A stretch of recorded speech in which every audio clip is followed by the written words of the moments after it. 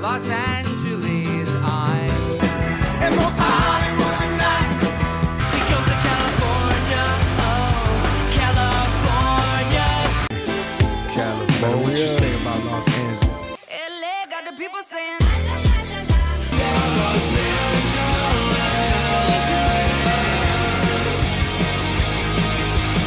You're listening to Corner of the Galaxy on cornerofthegalaxy.com.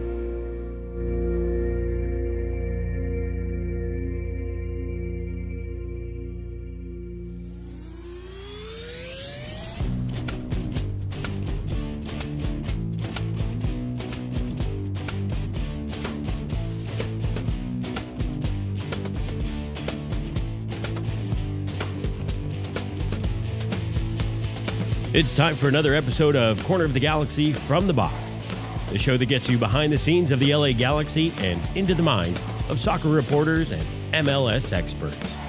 Your hosts for the day are Corner of the Galaxy's Josh Guesman and LA Times soccer reporter Kevin Baxter. Let's start the show.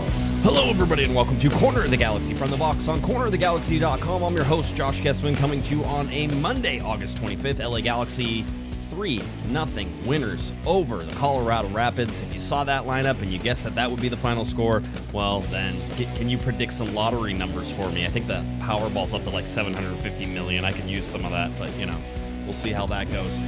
Galaxy winners over Colorado. Now all eyes pointing towards Leagues Cup. We're going to talk about the game against Colorado, sort of what to expect from Seattle, who also had a big weekend on the pitch. To help me do all that, we're glad to have him back, as Mr. Kevin Baxter is still a baseball writer as of right now. It is Mr. Damian Calhoun. Damian, how you doing, buddy? Doing all right. 2 weeks in a row. I'm taking over. I know. That's right. People are saying we need to get Damian a nickname and all this stuff. I don't think you need to. It's not cool for you to have we pretend to be cool with our nicknames, right? Like it's sort of tongue in cheek. I don't. Wait, you're into wrestling. Is there anything that that you would want? No, you're staying away from it. No. Let's get away from it. Just call me Damian. We can try that. Chat room. I need the all the nicknames for Damian you can get. So that's how this always happens anyway. So yeah. Damian, a raucous Saturday night at Dignity Health Sports Park, the LA Galaxy roll out a lineup. When we both saw that, we looked at each other and said, "Oh, it's going to be one of those." So Leagues Cup, full focus Leagues Cup, which I had suggested doing on Thursday, but I had suggested this before that it was all about Leagues Cup, and I was like, we'll see. There were certainly, at least on my side, and you can give your opinion as well, certainly on my side, I saw the lineup and said, okay, mailing it in. Like, it's one of those, hey, let the young kids play. That's fine. That's great. That's cool. But Colorado is a good team. They're coming off of wins against, Minnesota on the road. I think they beat Atlanta not too long ago. So they're coming off of some good games. And you're like, and they're getting Paxton Aronson's supposed to debut in this game. You're like, there's too much riding on them. I saw no path forward for the LA Galaxy to win the game once I saw the lineup, and I was thoroughly impressed. What did you think of lineup decisions by Mr. Greg Vanney here? Yeah, it's one of those things where you're thinking, well, this might end 3-1 on the other side, right? But yeah, I mean, he gave guys a start. Harbor Miller, Chris Randolph, who we had never heard of, so I watched the Ventura County game maybe about a month or so ago. Right. And those guys took advantage, seized the opportunity, started the game off strong, got the early goal, and just, I guess you could say they pretty much cruised all the way in. Took a 2-0 lead until Greg brought the starters back on late in the game. Yeah, it was a cruise. It was a little bit of a thrashing. It was a coast. Let's get to your starting lineups. That way you guys can understand what we're talking about, just in case you didn't remember. Listen, there's always a sign when the players who are announced don't have the same colored jersey as the rest of the headshots that they have in there, and you're like, oh, okay. Starting up in the top, a little bit of a wing back position, moving forward and backwards, was Mr. Harbor Miller, shown on the forward line here. Played a little bit of that, I would certainly say. So Harbor Miller in there, Miguel Berry at the top of the formation. You had Tucker Lepley on the right-hand side. It was Elijah Winder with Cerrillo in the middle. Cerrillo a starter, so that's one. Lucas Sanabria playing double pivot with Cerrillo in there. John Nelson, another starter, but hasn't been a starter as of late. You've had Julian Aude on that left back, so John Nelson comes in to give Aude a little bit of a break. You had Zonka, who was playing at the center back position. I guess certainly you would call a starter there. Damian, you and I were joking. I think they didn't have any other center backs, right? You're sort of like, you can't rotate anymore, right? They're out. Yeah.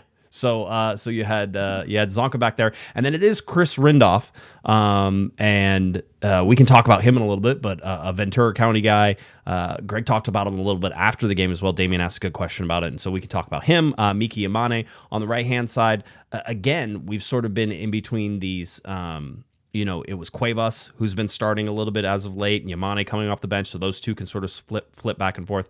And then maybe the big surprise, and it wasn't a surprise with certainly John McCarthy going off New York Red Bulls, but he was the number 3 keeper not too long ago. Now he's number 2 keeper, and the number 2 keeper gets a start in this, and it's JT Marcinkowski, that over Mitrovic right now. And Marcinkowski playing his first game since, I think, July of 2023, because he actually wasn't a starter through, I think, some of that July period there. I think there may either some injuries or some rotations or whatever was going on in San Jose, but got injured in a friendly in October, and that's where he pulled like every ligament in his knee and like leg and everything that he had going on there. And so he had not played a regular season game since 2023. So that was sort of the big takeaways from that. You look at that, Damian, and there's lots of sort of question marks of players who have had a run out or two with the LA Galaxy so far. There's guys we've watched at the beginning of this year, and then there's guys who are sort of on the cusp of that starting team. Certainly Sanabria is one who comes in and out all the time. Tucker Lepley's been up a lot with the senior team, not getting a lot of minutes there. You see Elijah Winder, who I was really high on at the beginning of this year, and we've sort of seen him struggle to adjust and adapt into Major League Soccer. So we watched that. And then Harbor Miller, who I think we were all impressed with whenever we saw him at the beginning of the year, and so we're sort of waiting for him to have his resurgence here. So it's dealer's choice for you, Damian. Who would you like to start with on this starting 11? Oh, wow. I guess we got to start with my guy, Tucker Lepley, man. Tucker Lepley. Good choice. What do you got on Tucker? He's just a guy who, when he gets in there, he's going to work.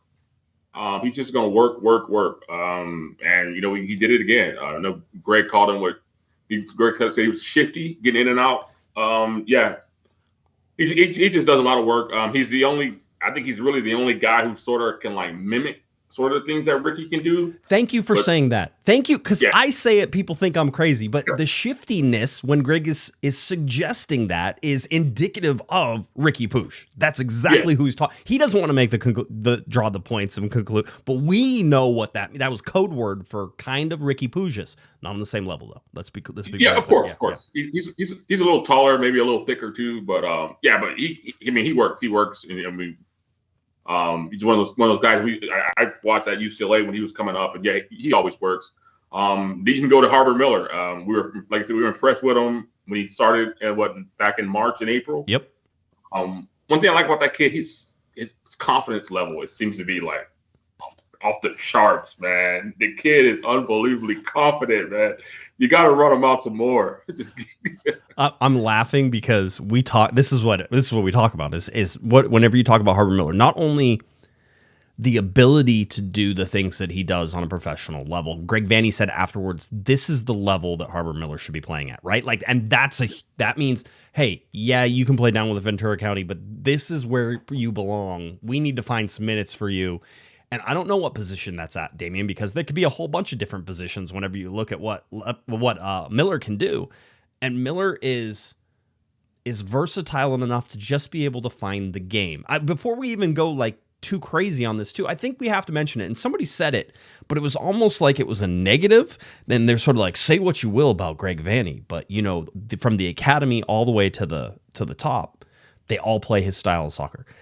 Can we understand that was not the case before Greg Vanny got here? That there was like, yes, they were trying to mimic what supposedly the first team was doing at all the different levels.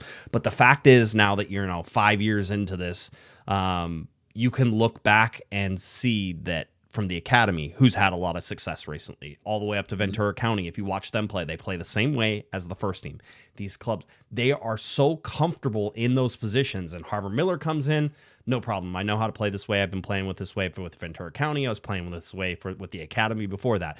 Tucker Lepley is sort of similar to that, which is, hey, I've been around the program enough. I know how we're supposed to play. We so often, certainly seeing Seattle, and we're going to talk about Seattle, but you look at Seattle's ability to plug and play and guys fit into systems and all that stuff.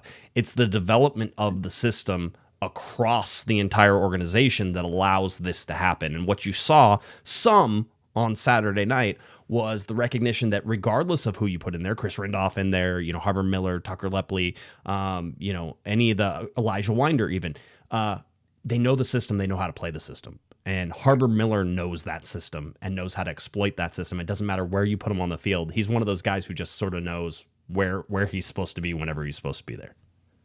Yeah, I guess he started out as a winger early on in his career, and they moved him to, I think, right back. I think Greg said. I just don't know how much longer he could be a defender, though. It's like, I mean, they grew him for a defender, but, man, he gets up and down. But yeah, he just took over that game. Like I said, his confidence is another level, and I think like Greg said, the rest of the season will be to see players like him, Sanabria, and Elijah Winder, how they grow this last stretch of the season as we head into 2026. Because there's an adjustment period for this stuff. I mean, we looked at Elijah Winder, and I am by no means ready to claim myself as I told you so at the beginning of the year. I have many moments earlier in the year where I could see the sort of the bright spots from Elijah Winder, and you're sort of like, I can see something there, which is way different than if we talk about Nascimento, because you and I were talking about Nascimento, right? And we were sort of like, hey, that guy shouldn't have been on the field at the beginning of the year. Like we saw, we're like, I don't know where he's coming from. We're gonna have to see it. And now you see him starting to develop that, and now you see him starting to play. I should mention Nascimento with a groin injury.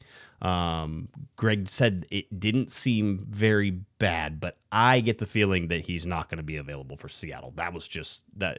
I don't know that you heal that fast, but certainly he listed him, I believe, as day to day whenever he was talking about that. So Nascimento possible, questionable for Seattle, but as of right now, I was so good guessing that Messi wouldn't play whenever the Galaxy went to Miami. I'll now guess about Nascimento and say I don't think he's going to be ready for Seattle on Wednesday night. So we sort of see that, but I really liked Elijah Winder in this game. For me, able to take space when he was given it, able to be aggressive, and I will die on this hill. He's a better defender than he is an attacking player and sort of progressor of the ball. But I thought that he was good in the system at progressing the ball and finding the space that he needed. Harbor Miller won that game for the LA Galaxy hands down because of that first goal. Yamane cutting it back and just the ability to do it. Harbor gets fouled in that play, and there's an advantage, and he's sort of like, I just got taken out, and then he pops back up. He's like, oh, we're on attack. You got to go 100%. And so then Yamane comes and cuts him in, and Harbor gets lost in that because he gets taken out earlier in that. Nobody's marking him because he comes in so late. So we see Harbor Miller. The reason the Galaxy won that game is Harbor Miller was able to carve out a goal in those in that first half that gave the Galaxy the lead. And then it was about Elijah Winder finding that pass from Yamane again, I believe. Right? Because it was a give and go. He actually, Elijah talked to us and said that he dribbled into the box and he sort of took defenders on. He was causing Colorado to make choices. They made poor choices. He pounces out to Yamane. I still don't know whether or not Winder ever sees that ball. I swear to God, that was a rocket cross about 2 inches off the ground from Yamane, and it just hits Winder's left foot in stride, like perfectly, and pops it right in the back. Zach Steffen was like, "What just happened?" I don't like. He's standing there looking at it. The same with Harbor Miller's goal. Go watch Steffen not move for either one of those. Like he was like, "No, I'm not going to get there. Like it's not happening." So I really think that, you saw some real growth opportunities from those guys, and just the ability to create and combine in the middle with other things. Sanabria, see, here's one. What did you think of Sanabria's game? Greg was high on it. I felt like he was a little MIA, but going back to it, I think that he was probably just doing the defensive work that you were expecting him to do, right? Yeah, I think Greg told us he likes him higher up, I believe he said, but I think he might be best a little deeper. Maybe I don't know why I say that, but maybe I think maybe he just liked him a little deeper. And yeah, he did he might have been quiet, but I think he did a solid job all the way through. Yeah, he was. Well, here's the other thing, and we haven't touched on it. The LA Galaxy were aggressive in this game, right? This is now 2 games in a row, and you sort of look at the Pachuca game saying that, you needed them to be aggressive. This is a game against Colorado where maybe you didn't need to be as aggressive, but they came out aggressive, and it worked for them again.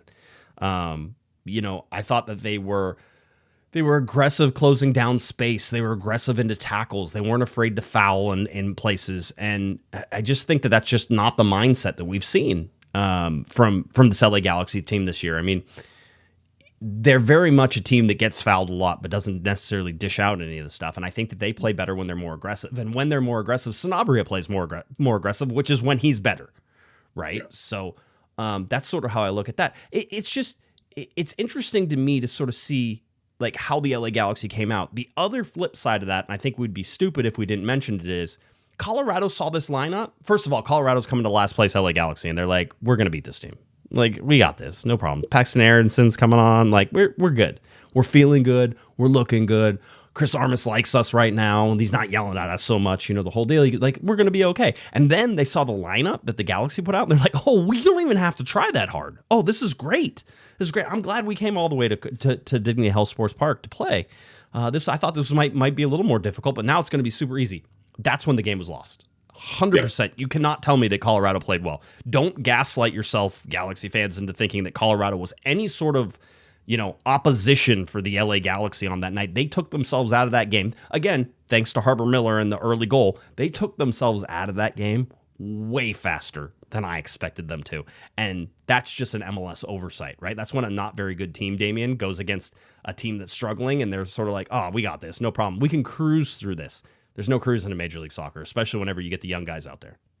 Yeah, not at all. You would think they saw the lineup and just say, we'll be okay. Pressure them a little bit. They'll break down. We'll get out of here with a 2-1 win or whatever.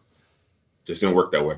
It doesn't work that way at all. And Armas was just irate for most of that game, like from the sidelines too. And I was really watching sort of Zach Steffen in goal, and him just like looking and like he's like, there's nobody here. There's nobody playing right now, and you could sort of see that from everybody. I'm not saying Colorado didn't have their chances, but they didn't generate a lot in terms of dangerous chances that really pressured the LA Galaxy. So you could go in here. I mean, Chris Rindolph.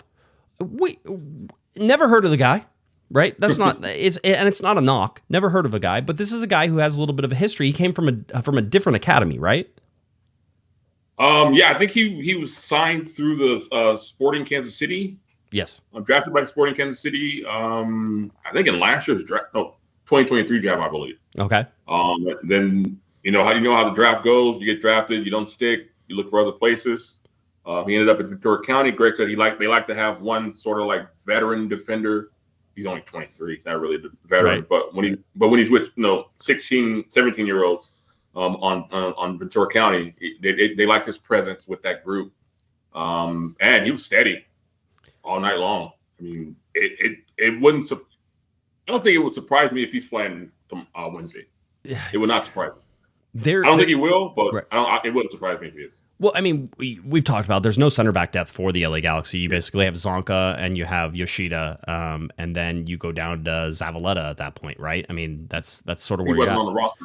Right. He wasn't on the roster Saturday, so. No, he wasn't. So they brought up Rindolph. And by the way, playing next to Zonka, those two dominated that game on the back line. I thought Zonka had an outstanding game. Again, not going to pretend that Colorado was some like offensive juggernaut that the Galaxy really had to worry about. But let's be honest, we haven't seen a lot of games that way this year for the Galaxy, and so to see them be able to dominate on the back line, to see Zonka making good passes out of the back that was springing things open. You saw Rindolph just doing what he was supposed to be doing. I mean, there was nothing magical, but when you're a center back and you're with the LA Galaxy and you're in this position, controlling the ball, being able to pass out of the back, making those right decisions, clogging the lanes when you need to. It was a system player. He's a system guy. He knows what that system looks like, and he played that way. JT Marcinkowski, you can go back to him as well. Let's talk about the defense. Coming out on balls that he needed to come out on, being aggressive when he needed to, good distribution. I think I did joke with you at one point that they should just sell Mitrovic. It's time. You could sell Mitrovic. JT Marcinkowski's here. And then he made a really good distribution and all that stuff too. And I see, I'm telling you, I can see it. But the bottom line is that the LA Galaxy, by losing John McCarthy, didn't lose anything, at least in one game. And certainly we love to generalize about one game, but, didn't lose the goalkeeping side of that thing, maybe on the leadership side and all that. But seeing, JT after the game and sort of talking to him and what he's gone through and everything like that, it's a pretty special moment for a guy who's been out and has sort of had to take it day by day for the last, year and a half, 2 years. And that is a struggle and a half in order to get back to where he was. Zero issues. In some ways, I think his distribution is better than Mitrovic's. Just watching again in one game where you have to take one game, we saw it. But that's what I saw. And I think he's a quality goalkeeper. He's been in the league for a long time. This is not a surprise, but seeing him with the injury that he had and trying to figure out when he comes back, now he's an available piece for you down the stretch here. So whatever you want to do, whether you want to play Mitrovic, whether you want to play Marcinkowski, I think that the Galaxy have at least, decent coverage back there. And I was really impressed by the way that Marcinkowski played the game and certainly impressed by his story afterwards too. I mean, sorry, how can you not be romantic about soccer? All right. We're going to get more into that, but how can you not be romantic about soccer whenever you hear stories like JT Marcinkowski in there and doing all the stuff that he was doing? So, Yamane, by the way, ends up being probably the man of the match, at least on FOTMob, with an 8.8 rating and getting the 2 assists that he got. So just outstanding performance. Cerrillo is unheralded in this game. Played great. Sanabria equal to Cerrillo there. Miller at 8.1. Lepley at 7.9. Elijah Winder at 8.2. Elijah Winder, he had a really good game. That was the game I was sort of like, oh, that's the breakout game that we've sort of been waiting for. But I mean, what do you take from this, Damian? Can you take anything? It's one game. One game. Yeah. What do you take from it? I just take what Greg told us. He finally, because we've seen how these guys struggle early in the year. Sanabria and Winder sort of getting adjusted to everything. And this is the moment that the staff was looking for. A clear breakout for both those guys. And now it's about them building on this success for the chances they get. What we got, like 7 league games left? Yeah, I think 7 now. There'll be a lot of chances for them to take advantage of to build for next year. That is the next thing, right? The next step. I think you and I are usually more patient with guys. When you look at Sanabria, when you look at a Winder, Nascimento's in that category as well. So you have to let these guys adjust. And people want to say, are these busts? And it's like, you got to wait to find out if a bust. Like a bust is a second-year decision, not a first-year decision. Certainly, with some of the play that we've seen out of those guys, in the first, it wasn't stellar and outstanding and easily, they're going to be back and everything's going to be fine. That doesn't seem to be that clear. But with Sanabria, I think he's going to grow into it. I really think for the amount of money they paid for Elijah Winder, which was not a lot of money whenever we figure out what was going on, was one of the top players in USL, right? If you let him adjust and get into this game and into this system, and you get a big body that takes up these big long strides, he sort of glides around, and he's a better defensive player than he is an offensive player. Like there's all these things that sort of come together for him. He could be one of those guys who propels you next year as you replace pieces and put in some better pieces. I'm not saying he's a starter, Damian, but that's a guy who can come off a bench and give you some minutes whenever you need to, and he does it with like energy, Yeah, one thing Greg said is it's about building depth for next year. Because the calendar, the schedule is going to be wacky with the World Cup thrown inside. And what I wanted to get Greg to answer. Hold on. We think there's going to be a 7-week break for the World Cup, right? That's what we're anticipating. Ugh. Yeah. Okay. I heard a 6 weeks. So okay. It could be 7 weeks, right in there. Okay. Yeah. And what I wanted to get Greg to answer, what I'll track him down later this week, is because he spoke with Sanabria and Winder and Harbour and how they're developing. but how do they fit with Ricky on the field? And that's why I think Ricky should, if he's healthy, they get him up to speed. They got to throw him out there to get some, just see how he acclimates with this group early on, and then maybe that sort of affects that will affect how they go about 2026, adding pieces. Well, and that's the other thing is that I don't think you've got a clear enough like magic 8-ball on these guys to sit there and say, well, we don't need to get guys in these positions, right? And it's sort of like, you're probably still going to there's going to be some major, I still think there's some major sort of building in the midfield that's going to have to happen. With Ricky coming back, certainly that's there. Royce, I don't think you can expect him to shoulder the load that he's been playing this year. You're doing it sort of at the risk right now, and that's fine. That's fine. He got to sit, so that was good. People were though sort of perplexed by why they even came into that game, and there's reasons for that. I can talk about that in a little bit, and I think that I understand. If I understand the Greg Vanny way of coaching, that I understand why he puts them out there and does that. Yeah. But and also, Smetzer did the same thing the other night with some of his guys too. Yeah, Sunday, so. rotated. Yeah, I mean, this almost, I think all of the teams that are in Leagues Cup, so Orlando, Miami, LA, and Seattle, all rotated. They all rotated guys. And there were some wacky like scores in that too, So it's not surprising at this point. Again, you are one win away in the next two games of having a CONCACAF Champions Cup spot. And there's even like probably a 25% chance that you already have one by the time the season's over, that these four teams will all get one anyway, right? So you're sort of in that if Seattle wins like, MLS Cup and they already have a spot, then, they could drop down and get one of the other ones. So that's sort of where we're at. But these guys are trying to, the biggest thing for Will Kuntz and co. is trying to figure out who these guys are going to be next year. And again, I think that's a great question for Greg, for Will, for anybody who has to make these decisions, is how do they fit next year? Because there's going to be changes, and we knew that. Yeah, exactly. And the question is Ricky. He's still less than a year from the injury. If you see him around the campus, sometimes he's in shorts. He's probably somewhere doing some kind of work. So right. I don't know. I think you gotta give him a shot here at some point before the end of this year. It's good. I'm waiting. I'm waiting. We'll see if it happens. I don't know if I was very much under the impression, and this is my thinking as well, is that you get him out there, right? And that he have to play. And I think that's the way that we've sort of been led to believe that it was going to. Now I'm sort of like, are they going to or are they not going to? Because now we're in that window where either you decide to or you don't. I'm not saying Leagues Cup. Screw that. It's not important for Leagues Cup. That's not what it is. But after that, the league games where you're going to play a whole bunch of different people and how they fit together and how it all goes, I think you're there. Greg Vanny did say he was going to look at these guys getting more time as this year wraps up.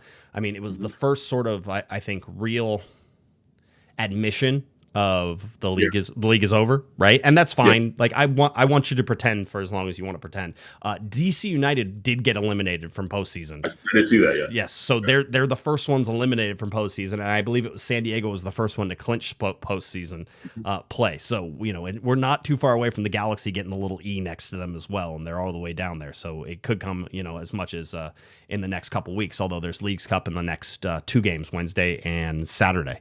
I believe, right? Yeah. So Sunday. Sunday. Yeah, you're right. Wednesday and Sunday. So that's coming up. Tim, by the way, $2 super chat. Hi guys, fun game to watch. Loved their effort. The effort was there. It was nice to see. The energy was there. The intent was there, and lots can happen whenever you're trying to prove and win something. Like you're trying to say, hey, Greg, I belong out here. I don't think Harbor Miller even thinks about that whenever he goes out. He just goes out to one in the play, and he's just like, I'm just going to score goals. Like, yeah, I'm Harbor Miller, man. What do you want me? I'm going to do what I want to do anyway. It doesn't matter. It doesn't matter. Step, by the way, $5 super chat. Don't judge so quickly. He led championship last year. 2 more losing seasons. Let go. Ultimate responsibility of winning are the players. I mean, I think you're seeing that. A lot of what the Galaxy were trying to do was accomplished with some young kids, and they played in the style that they're used to playing with. And I think there's also some familiarity there as well, because there are guys across sort of Ventura County that sort of got to play together and in that thing. So that helps as well. Thank you for that super chat. I appreciate it. E stands for exceptional, by the way. That's what the E stands for all those things. That I will also, before we get too far away this, I have to say there was a game played after this game. And that was a game. Dude, I'm so stoked. So there was the unified game. We got done with press conferences, and we got out at halftime for the unified game. So we were able to come back and watch the second half. Damian, you went and sat in the stands, right? Because you said you never watched a game from the stands before. I've never watched a game from the stands, so I grabbed a spot. I think I was in 111 or somewhere. Kids were still running around back there. Right. Yeah, it was pretty cool just to sit and watch. Great atmosphere. Riot Squad cheering everybody on. Yep. Everybody cheering for both teams. That was pretty fun. That was fun. How can you not be romantic about soccer, right? This is and that's where it is. After, I will say, a rough trip to Miami, just in terms of they were supposed to play on the big field, they were supposed to have it streamed, all these things were supposed to happen for that unified team. They went out there and made it 2-2 with Miami, and Miami's a good team. And then they come and they play Colorado, who was also an undefeated unified team this year, and the Galaxy were undefeated at the same time. So to see Coach Chris out there and all the athletes and the partners playing, I mean, listen, you can pretend that this is all for fun and games, but all those players on both sides wanted to win that game. There was no doubt about that they wanted to win that game. And whenever I talked to the players, I talked to the athletes, I talked to the partners, they were all the same. It's like, well, what do you expect from the Miami game? We're going to go win. Like, that was the first thing. We're going to go win. We play the Galaxy way. We do these things, and then on side of that, we're going to be good teammates. We're going to do all the stuff that we're supposed to do, but we're going to win the game. That's what we want to go out there and do. Seeing some of the athleticism on display from some of the grit and determination. I mean, there's injuries, there's people running at each other full speed. One of the Colorado players is an amputee and had crutches on. By the way, had better ball handling skills. Did you see that? Oh my! I saw him move. I was like, whoa! I am blown away by that, Damian. Blown away. I'm like, I can't even. I have 2 legs. I can't do that. Like, there's nothing. Oh, amazing. Amazing stuff. Seeing there that the fun, JT Marcinkowski was down on the field with him. Edwin Cerrillo was down on the field with those guys. Tucker Lepley was down on the fields with those guys. Right after the senior team game, and everybody was going through there, Mauricio Cuevas comes running up the tunnel, high-fiving all of the unified right between them, just getting everybody pumped up. Greg Vanny was down on the field with those guys. I got to sit field side down there and be able to watch a game. By the way, those, I don't know, we were joking around, but from where I was sitting, and those are field side seats, it's too close, Damian. It's too close. Like, it's way too. Yeah, it's too much. Yeah. And besides, like, you have these really nice seats, and then you're just yelling at Greg Vanny to get out of the way the whole time, because he's standing up in that box blocking your view, trying to see. Like, Greg, Greg, I paid $4,000 for these seats. Can you please move out of the way? So really cool though, really cool experience, the whole deal. I got to high five. I am very clear about this, and I want to be clear about this. I am such a cheerleader for this team. I am such a fan of the unified team. It is my special pleasure to be able to talk about them and bring awareness with them to what it is. Now, the only thing I'm asking, Damian, and we need to work on this for next year, because this was the final game of the year for the unified team. Oh, it was? Okay. Yeah, that was it. We need to do a better job next year. We need to pick one game where we really, really focus on it, but that stadium should be like more full than it was. I know they play after. Playing before is probably never going to be a thing that happens because you have the field and you don't want to trash the field beforehand. I understand. 100%. But yes. We've seen double hitters that have they've redone the field. Maybe start them at 4 and bring the first team at 7:45 next year or whatever. Yeah, yes. So yes, maybe we could do it. But anyway, let's figure out which game that is, and then we are going to pack that place, because there is nothing more fun or more truthful about soccer than those games. So congratulations to the Special Olympic LA Galaxy Unified team, to Colorado as well. I mean, just such great sportsmanship, so much fun. It was a great atmosphere. So again, I am putting my hat in the ring. I will be the guy who tries to champion this for next year. We're going to fill that place up for one of these games that they have. All right, let's do it. That's 100%. Lars was there. Lars was awesome, by the way, over there in the corner, cheering for both teams. Like, is exactly everything you want. Everything you want in soccer. So much fun, and so glad to see everybody have a good time and compete. And they won 3-2. Right? LA Galaxy played such a great undefeated season. So congratulations to everybody there. There will be more news from them this off season all the way into next season, I will be here ready to report on this. So, that's sort of, again, it capped off a sort of crazy night, Damian. You get the Galaxy with the youngsters come out, win 3-0. You have the Galaxy Unified team getting that 3-2 victory at the backside.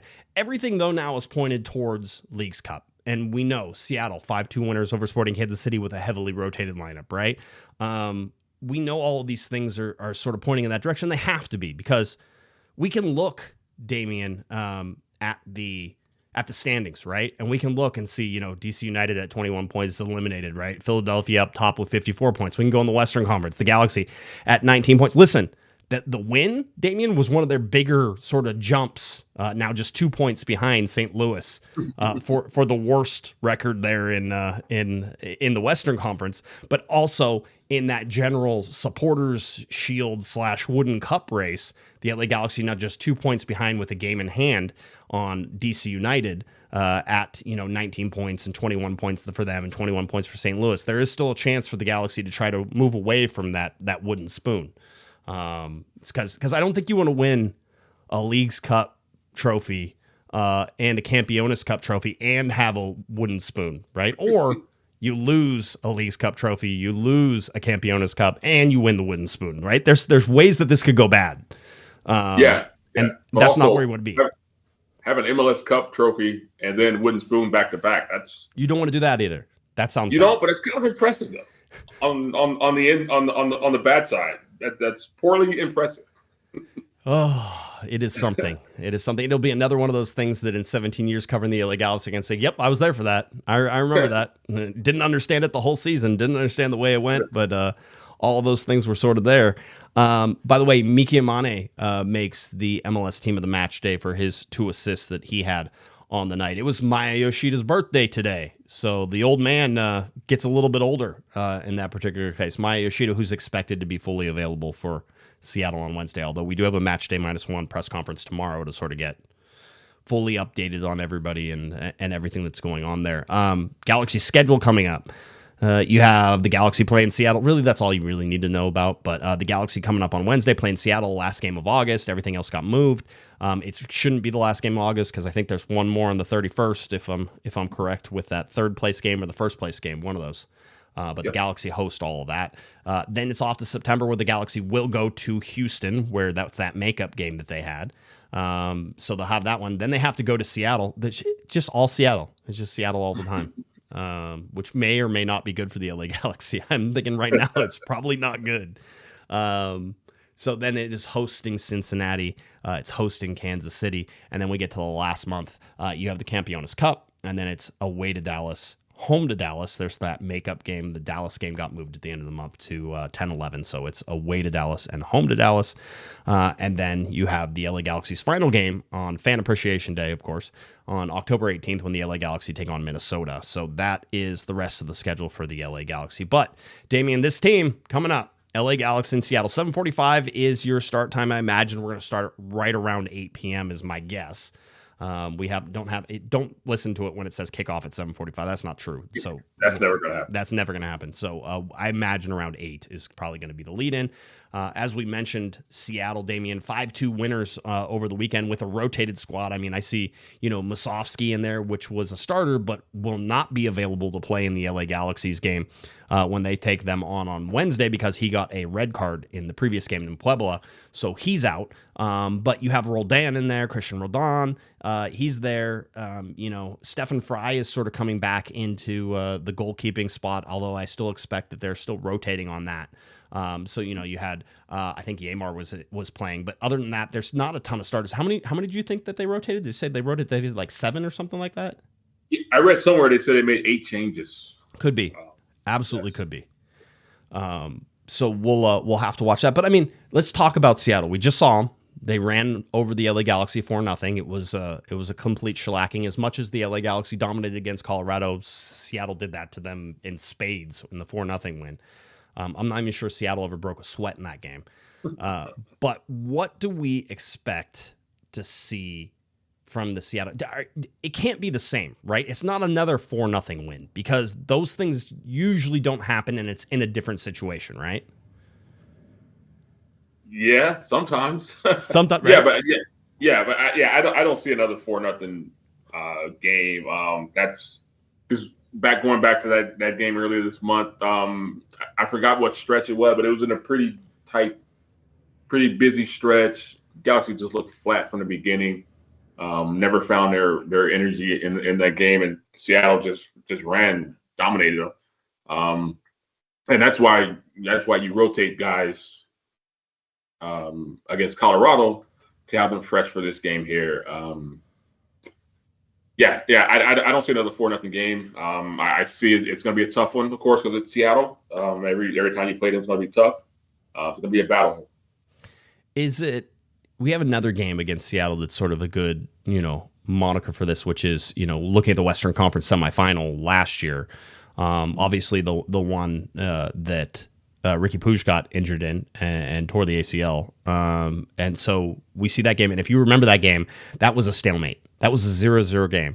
That was a cagey affair. It was a physical affair, an overly physical affair, thanks to MLS referees. Because Ricky was getting just pounded that whole game. I mean, you could go back and look at any time and you're sort of like, where did he get injured? Well, actually, it was on a step out that he made. You can sort of see it. But, he got beat up in that game.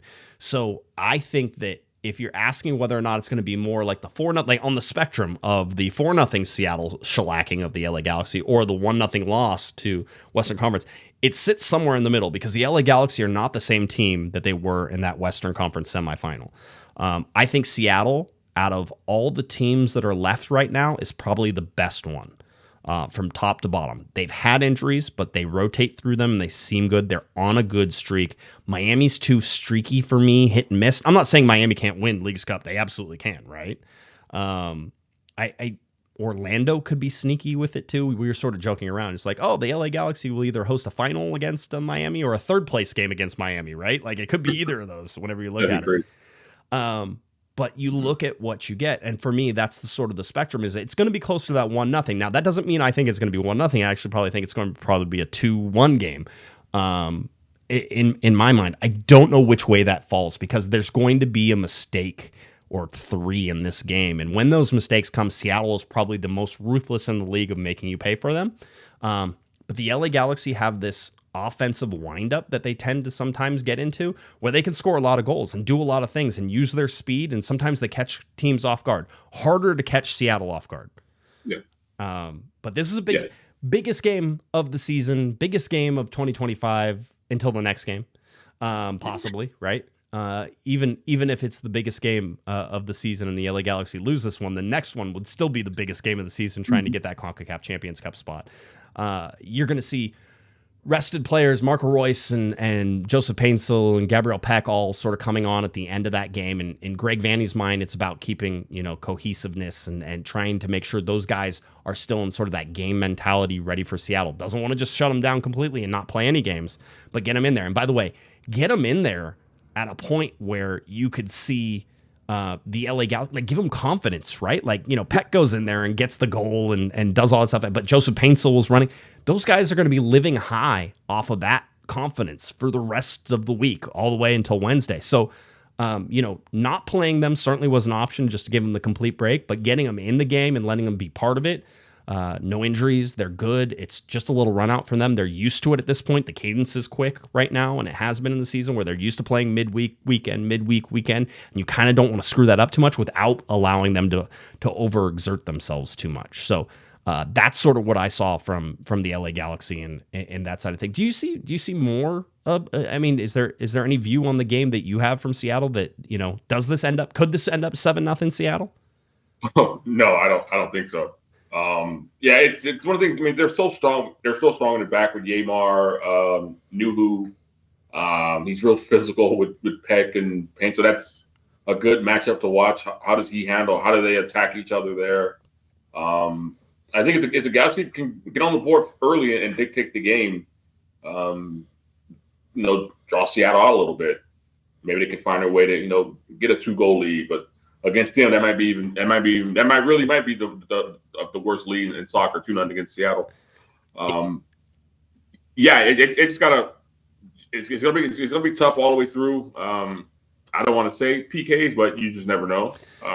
It could be such a cagey affair where nothing really happens until it gets to PK. Yeah, I expect Seattle to have possession. In this tournament, still through the semifinals, it is directly to penalty kicks. Only the final will go to extra time. I wonder if the third place game goes to extra time. I bet it does. I bet it mirrors the final, right? So Yeah. it'll probably go to extra time as well if they're tied in that. So, but that's how it'll go. So, yeah, I do think that there could be some caginess. You know, if you're the Galaxy, no need to come out tight in this game. No need to worry about this game. The pressure's off. You're going to finish at the bottom of the standings anyway. The pressure's off here.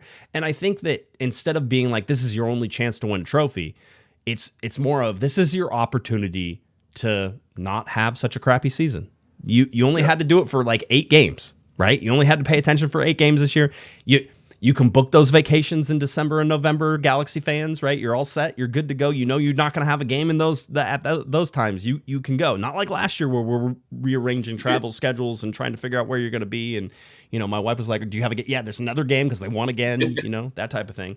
Yeah. That's it. So I think that there's a lot less pressure in terms of how Greg Vanney can set it up for the LA Galaxy than there is at any point this year. I actually, you know, I know that it's a big game. I know it's the biggest game, and I think these guys are going to be, I would be concerned with this Galaxy team, the way this season has gone, of them being too emotional in this game. And I think Greg needs to do a job of calming everybody down a little bit. Having said that, go out there and take the fight to Seattle quickly. Don't sit back and try to build into this game. Take it to him fast. Colorado was on their heels so fast, Colorado didn't know what happened, right? And it was sort of like, oh, okay, I didn't know we were playing that game. So I'd like to see something similar, knowing that Seattle's going to want possession and dominate possession. I believe that they still will. I think their season average is almost at 60%. It's like 57% possession. Is that correct? Let me bring it up. I had it at one point because I was like, let me double check this. Oh, of course I didn't put that one up. Anyway, but no, I want to say it was over 50%, which shows, you know, a possession-based team whenever you're looking across season stuff. And we saw it in the game that they beat the LA Galaxy, and that they like to have possession and they play with it, and the Galaxy didn't have the ball. They quieted Peck. They quieted Paintsel. And if you're able to do that, then, you know, there's nothing there. My only concern here is that without Nascimento, the LA Galaxy will struggle to create chances against Seattle. I think you really need a strong 9, and I think the Galaxy's best chance are for Nascimento to be in there and sort of put that together. If not, I would consider starting Miguel Berry in that spot. Yeah, I was just thinking that, yeah. Because you need that play. I don't like Marco Royce being that false 9 in there. I like him to sit back and be a better playmaker. But with Seattle and how they try to cut off the middle, and they usually have some success doing it, maybe, you know, they can isolate Marco Royce if he's playing too deep in the middle or at those different places. But I'd expect for him to sort of pop out in different places. We had a $30 super chat. Executive producer Herb, always nice to see you, Herb. Thanks for stopping by. He says, hey, Josh, just stopping by to say hi. I haven't been able to catch a live show in a while. Shout out to Damian. Viewers, listeners, make sure to hit the like button and subscribe. By the way, Galaxy's still playing. Still playing, at least for a little bit. At least for a little bit. You know, so we'll see how that goes there. You know, QM Brew, you could put Royce or Joseph Paintsel at the 9. We've seen that as well. Maybe Harbor Miller comes over and plays for Joseph Paintsel. Oh, you know what? Now I'm starting to like that. Hey, he can do it. He can do anything. You don't even have to. If you tell Harbor Miller to play, you don't even have to tell him a position. You're sort of like, just go, just go. Yeah, just be you. Go do Harbor Miller stuff. Yeah, go do Harbor Miller stuff. That should be a T-shirt. Go do Harbor Miller stuff. That's a thing. Everybody should approach every day like Harbor Miller approaches the day. Exactly. So sort of sitting there with the LA Galaxy, looking at that game against Seattle. There was a flash sale going on. General admission tickets, I believe, were $20 a piece. Somebody told me they sold out already. I don't know if that's the case. They were supposed to be open until midnight tomorrow on Tuesday. But there were $20 general admission tickets that you could get for this game. Listen, they're trying to get people there. It's a Wednesday on a game that's not included, I don't think, in season ticket member packages, at least most of them. And so it's harder to get people to go to these games. It would be great if the Galaxy had 15 or 16,000 people there. That's sort of where I would put my mark in terms of how many they could get. But realistically, for a semifinal, there should be about 20,000 people there on a Wednesday night. A little bit later of a start time. You can get there, Damian. Not a problem. It's easy. You don't even have to worry about traffic. 7:45. It's like, you know, they should just play this game at 9:15 again. The Galaxy seem to play well at 9:15. 2-0? Yeah, 2-0. That's right. Anything around 9 o'clock, the Galaxy are 2-0. but yeah, so that's sort of where we sit with that. AEG also announcing today, coming out, that they had gave away I think over $400,000 to their different community foundation grantees.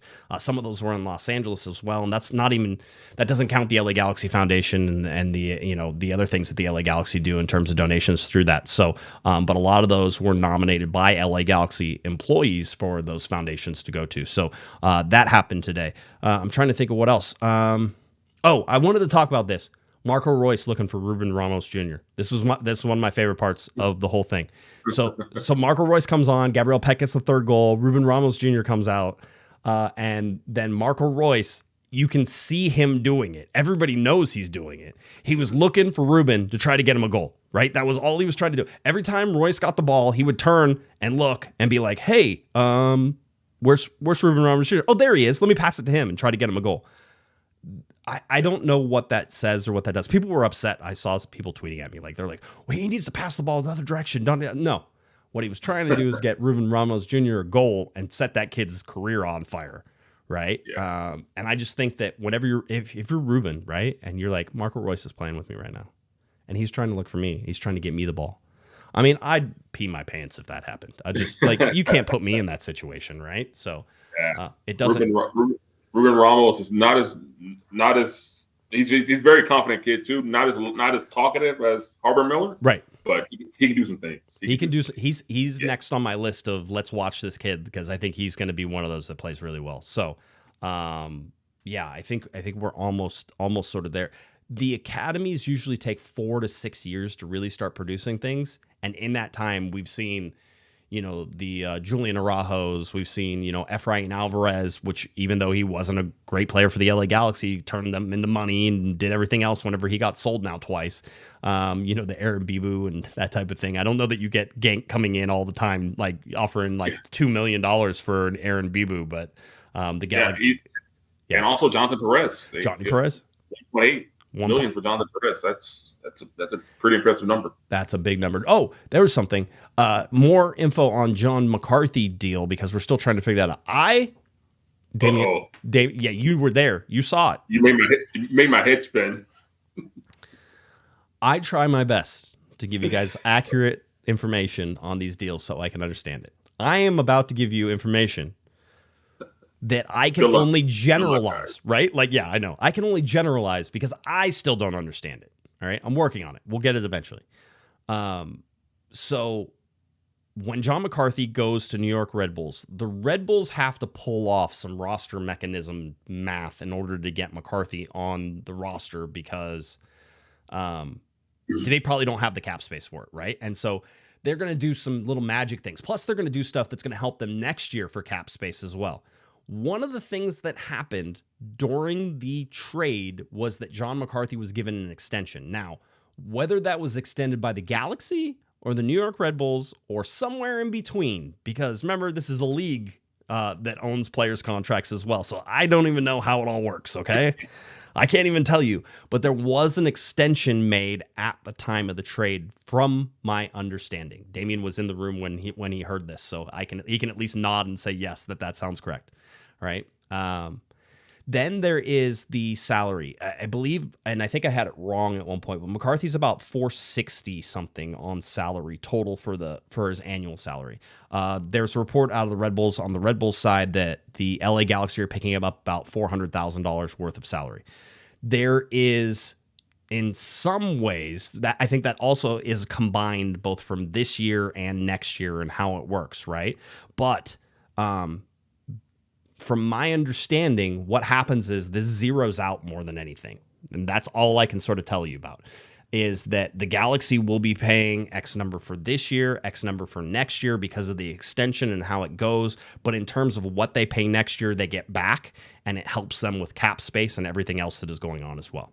So in terms of they were, whether it makes them whole or not, they feel like it makes them whole on that side. I don't want to get into the weeds. I just want to make sure that because I had some information that his contract ended in 2025.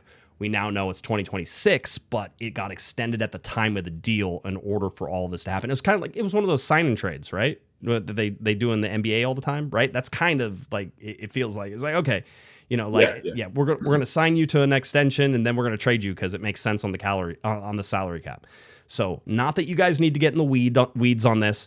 I'm just wanted to point out of where we're going. I will attempt to get the strings and the yarn out and like they did on Always Sunny. But I don't know that that's going to help us right now, Damian. I'm still at least in a year. I'm still confused. I told Will that I'm confused, and he was like, "Yeah, it's pretty crazy." Will's like, let me bring out my explainer. He's gonna have to come up with a graphic. All right, now there's two boys on a boat, okay, and they go out to sea, and the boat starts sinking. Okay, just pretend the galaxy or the boat. And no, he didn't say that. That was me. I'm making that up. I don't want to put words in his mouth. But anyway, we'll eventually try to figure out exactly how that works if somebody can explain it to me so it makes sense to me. But as of right now, I'm as much in the weeds as you guys are. But I wanted you to understand where that was going. All right, so I got jams. That third round draft pick we're getting from the Red Bulls is going to be huge, right? You never know. Never know. But no, usually not. So that's where we sit. All right. Anything else, Damian? You good? I'm good. Good. Okay. If you guys aren't following Damian, you need to be doing that. All right. So what are they doing? What are they doing? I don't know. They do, Southern California News Group, like everywhere. It's like every paper that I see. It's every paper. Yeah. Okay. Good. Just take every paper except for the Times. Yeah. Every other paper is Southern California News Group. Right. Got it. Yeah. So syndicated across all the. You type a story in, you hit send, it goes to like 13 different newspapers. You're gone. It goes everywhere. Worldwide distribution. Unfortunately, I'm not paid as it goes everywhere. No, of course not. Of course not. So the LA Galaxy coming up against Seattle Sounders on Wednesday at 7:45 p.m. That game is on MLS Season Pass, on Apple TV Plus, Univision, although they say it Univision, which isn't as fun, but that's okay. TUDN is also there, so go ahead and you can follow those anywhere, but it's the LA Galaxy Seattle. It is the semifinals of the Leagues Cup, a CONCACAF Champions Cup spot on the line. Should the LA Galaxy win, they get an automatic berth in as a CONCACAF Champions Cup member for 2026, which would be great because you get an off season, you get some rest, you do all the stuff, and then you got Leagues Cup to start whenever you get back in. So that is certainly And also, one thing the league did announce that Sunday, LAFC San Diego is a 7:45 start. Right. So you got to think the third place and the final, hopefully, will be are earlier somewhere before. Not starting at 9:30 on a Sunday. They're not going to announce that until they know which teams are playing. They're like, is Messi coming to LA? Because if Messi's coming to LA, the rest of the league shuts down. Soccer in half the world shuts down, right? And I think that's the dream scenario, right? That's the one Garber is like, gets excited about whenever you start talking. He's like, Miami and then LA for the Leagues Cup? Yeah. That has to be like a 5:00 start or whatever, but who knows? Yeah, I guess we'll find out after Wednesday. The only thing that would have been, bigger in terms of it's still going to be Miami, guys. I'm not going to be like crazy about it, but it'd be like Miami or, a Cruz Azul or an America or like, a bigger Mexican side team to really bring that in. But with LA and Miami, that's a big enough final that gets worldwide attention. So that's what I think everybody's hoping for. I think if you're an LA Galaxy fan, you hope for that because that's getting that win against Seattle would be huge. And then getting the CONCACAF Champions Cup spot. So, yeah, I mean, just imagine how crazy it would be. Miami Galaxy on short turnaround, just the chaos of getting credentials for that. Oh my God. That reminds me, Kevin, if you're listening, I think I was late on my credential request again. Well, I'll text you. It's okay. I'm an idiot. It's normally. So somebody voted as Goose for your nickname, so Pato and Goose, but everybody should know that my nickname throughout all of high school was Goose because of my last name, which is Guesman, but people like to pronounce it Guesman. There's only one Goose. There's only one Goose. Absolutely. Yeah. All right. That's it. LA Galaxy, Seattle coming up on Wednesday night. Hope to see everybody there. Get there early if you can. This is one of those games that could be, one of those games you remember for a long time, just in terms of the two teams going up against each other. I said it before, the LA Galaxy beating Seattle in the Western Conference Final was MLS Cup to me. That was the team that the Galaxy needed to beat in order to win an MLS Cup. I thought the Red Bulls were less of a challenge than New York was going to be. And they ended up making it. This is now, for all we say about the Galaxy and Seattle. Seattle wants retribution for the Western Conference Finals last year, so they have that fresh in their minds. Don't you worry. They remember that as well. Oh yeah. So chippy affair, I would imagine. So let's see how it goes. I think that about does it. All right, if you're looking for Mr. Damian Calhoun, it's at Damian Calhoun on X and the social media places that you look. Southern California News Group, look for Damian Calhoun. That's where you can find him. If you're looking for me on any of the socials, at Galaxy Podcast, cornerofthegalaxy.com, YouTube, SoundCloud, Spotify, iTunes, any of those places. Corner of the Galaxy, you can find. Yeah, we're everywhere. That's what we try to do. We're easily accessible. We will, of course, have a show on Thursday night, getting you over this Wednesday night matchup. We'll talk about what's coming up on the weekend as well, and the Leagues Cup and that. So, a lot of thanks. I want to thank Mr. Damian for stepping in for Mr. Kevin Baxter there, who's still on baseball duty. Maybe we'll have to have Damian back again on Monday again, because I think Kevin's still going to be out there, but we'll do our best for it. Three times, the price goes up. It's 3 times in a row, the price goes up. 3 times as much, I agree. All right, if you're... For everybody, that's Mr. Damian Calhoun. I'm Josh Patrick Guesman. You've been listening to Corner of the Galaxy from the box on cornerofthegalaxy.com. Have a great one, everybody. You've been listening to the Corner of the Galaxy podcast on cornerofthegalaxy.com. You can follow the show on Twitter and Instagram at Galaxy Podcast. And be sure to check out and subscribe to iTunes, Stitcher, and Facebook by searching for Corner of the Galaxy. Fans, we thank you for listening, and we ask that you be kind and courteous to your neighbors as you leave the podcast. We thank you for joining us and look forward to seeing you again. Until then, I'm Michael Araujo, and on behalf of the entire Corner of the Galaxy crew, goodbye.